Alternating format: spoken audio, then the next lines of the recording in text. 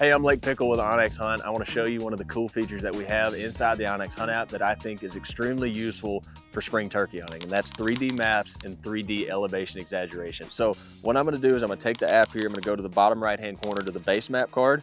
I'm going to click that, and then the first thing I'm going to do is I'm going to go to hybrid map. Hybrid map gives me aerial imagery as well as topographic lines. So the other thing that I'm going to do is I'm going to take a step further and I'm going to click on 3D maps, and we're going to see the maps change a little bit. So I'm going to swipe down out of the base map card, and I'm going to take my two thumbs and I'm going to pan upwards, so then it gives me a pretty much landscape view, so I'm looking out across the landscape. You'll see there's really not a lot of 3D that you can see. That's because this area that I'm looking at, there's not a lot of very noticeable terrain changes. They're very subtle. So if I look at the bottom right hand corner, you'll see a slider bar. It says ELEV plus. That's elevation exaggeration. Now what this is going to do is essentially in the name. It's going to exaggerate the topography that's already there. So if there's a small hill, if I slide this bar all the way up, it's going to turn it into a big hill.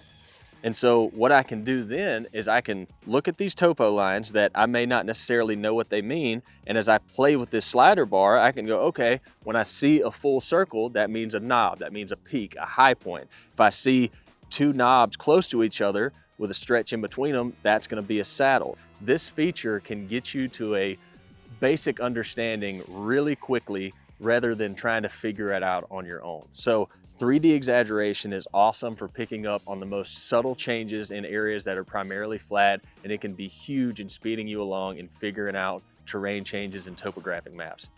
Check it out this spring and good luck.